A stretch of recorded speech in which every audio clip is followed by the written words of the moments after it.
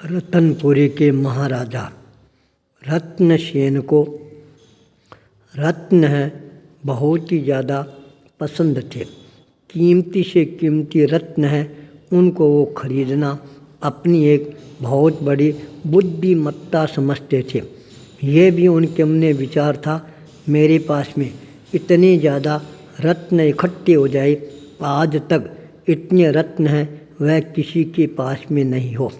अचानक एक बहुत बड़ा जौहरी दरबार में पहुंचता है। एक चमकदार रत्न है, महाराजा रत्नसेन के सामने प्रस्तुत करता है और निवेदन करता है, प्रभु यह रत्न बहुत ही मुश्किल से प्राप्त होता है। मैं अभी तीर्थ यात्रा पर गया था, एक बहुत बड़े पहाड़ पर मैं गया और वहाँ पर मेरे को यह दुर्लभतम वस्तु है वह प्राप्त हुई है।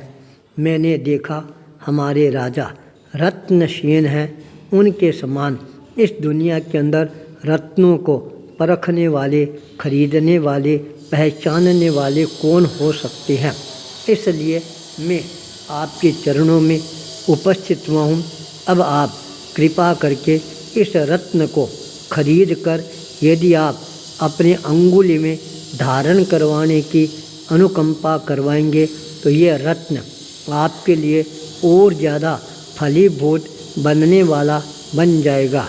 आपके हाथ की शोभा और सुषमा है वह अपने आप ही निराली नज़र आने प्रारंभ हो जाएगी। आगंतुक जौहरी जयसेन के मुखारविंद में शब्दों की इतनी ज़्यादा मधुरता थी, उस मधुरता के कारण राजा उस रत्न को खरीदने का लोह संबरण नहीं कर पा रहा था। मुँह मांगी कीमत देकर राजा ने उस रत्न को खरीद लिया।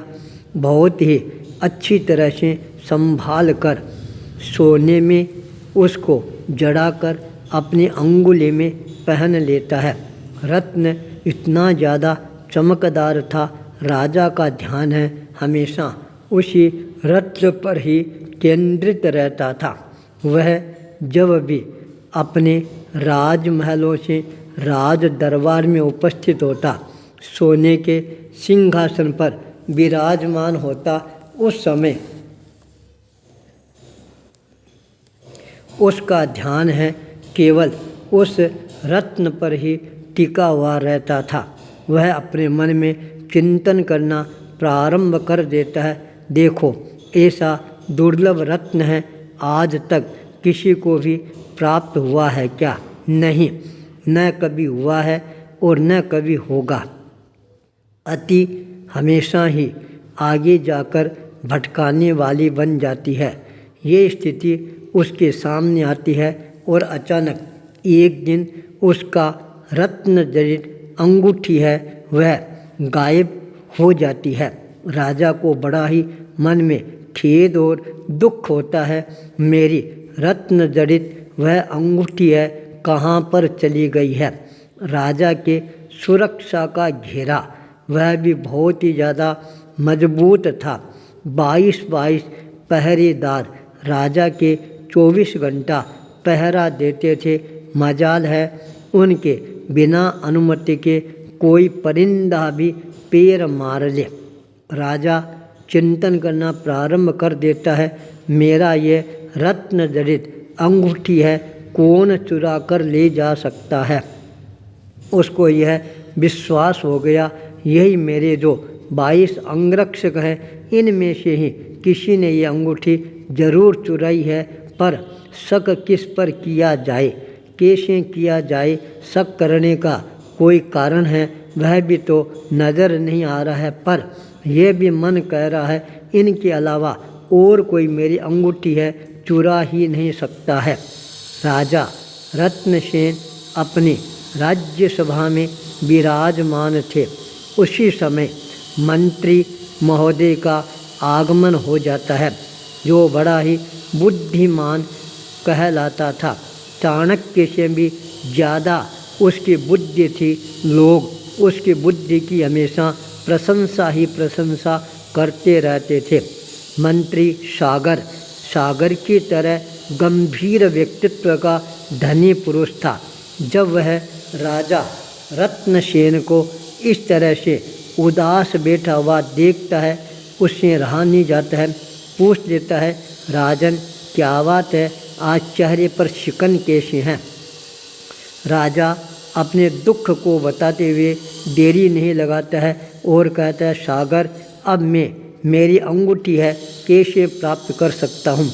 सागर ने निवेदन किया, प्रभु आपको कोई चिंता करने की ज़रूरत नहीं है। आज शाम को आपकी अंगूठी है वह आपके हाथों में अपने आप ही सुशोभित होती हुई नज़र आनी प्रारंभ हो जाएगी। पर राजा को यह विश्वास नहीं हो रहा था, अंगूठी मेरे इस हाथ के अंदर, अंगुली के अंदर कैसे शोभायमान होगी। उसने राजा से कुछ दिशा निर्देश प्राप्त किया और अपने कुल देवी के मंदिर की तरफ रवाना हो जाता है। वहाँ पर पुजारी को दिशा निर्देश प्रदान करता है और वापस राजमहलों में पहुँच जाता है। 22 अंगरक्षकों को अपने सामने प्रस्तुत होने का आदेश प्रदान करता है। स्पष्टता के साथ कह देता है, ये जो सोने की अंगूठी है तुम 22 व्यक्तियों में से किसी ने चुराई है। या तो चुपचाप ये अंगूठी मेरे को दे दी जाए, वरना पता लगाने में भी मेरे को कोई देरी नहीं लगेगी। पर कोई भी पहरेदार है वह अपनी बात को स्वीकार करने के लिए तैयार नहीं होती हैं। सब के सब अंगरक्षक एक साथ के अंदर मना कर देते हैं, हमारे पास में अंगूठी नहीं है। तत्काल मंत्री ने राजा से निवेदन किया, राजन चलो अपन इन 22 ही अंगरक्षकों को लेकर अपनी कुल देवी के मंदिर में चलते हैं। मंत्री महोदय, हमने कुल देवी के मंदिर दर्शन करने के लिए जाने की क्या ज़रूरत है? हमारे को तो चोर पकड़ना है, अंगूठी लेना है। कांदाता आप पधारो। सारे के सारे 22 अंगरक्षक सहित राजा पहुंच जाता है। राजा बोला, अब क्या करना चाहिए? मंत्री ने कहा, कांदाता आप देखते रहो। राजा ने देखना प्रारंभ किया। मंत्री महोदय ने 22 के 22 उन अंगरक्षकों को आदेश प्रदान किया, तुम जाओ और देवी माँ के चरणों के अंदर धोख लगा कर आओ। देवी माँ रात को मेरे को अपने आप दर्शन प्रदान कर देगी और बता देगी बिनती है वह किसने चुराई है। सभी के सब लाइन सर दर्शन करने के लिए जाने प्रारंभ हो जाते हैं। 32 के 32, 22 के 22 लोग कर्मचारी अंगरक्षक दर्शन करके वापस बाहर आ जाते हैं। राजा आश्चर्य के साथ उनके चेहरों पर निहारना प्रारंभ कर देता है, पर चोर कौन है राजा की नज़रों में भी नज़र नहीं आ रहा था। मंत्री महोदय ने कहा, अब सब तुम लोग लाइन सर खड़े हो जाओ। कल सुबह प्रातःकाल मेरे को देवी माँ सपने में दर्शन देगी और उस समय अपने आप ही न्याय है वह सामने आ जाएगा। मंत्री महोदय सारे अंगरक्षकों के पास में जाता है और उनके हाथ को सूंघना प्रारंभ कर देता है। राजा सारा दृश्य आश्चर्य भरी नज़रों के साथ निहारता ही जा रहा था। राजा ने कहा, मंत्री महोदय हाथ सूंघ कर आपने क्या किया? देवी माँ तो प्रातःकाल आपको साक्षात दर्शन देगी सपने में, अभी आपने ये क्या किया? मंत्री ने कहा, राजन जो ये 13वें नंबर का आपका अंगरक्षक है, इसने ये बिनती चुराई है, उसके पास में है। यह सुनते ही वह अंगरक्षक तत्काल वहाँ से दौड़ने का प्रयास करता है, पर दरवाजे बंद थे। पकड़ा गया और कहा, बोल बिनती कहाँ पर है?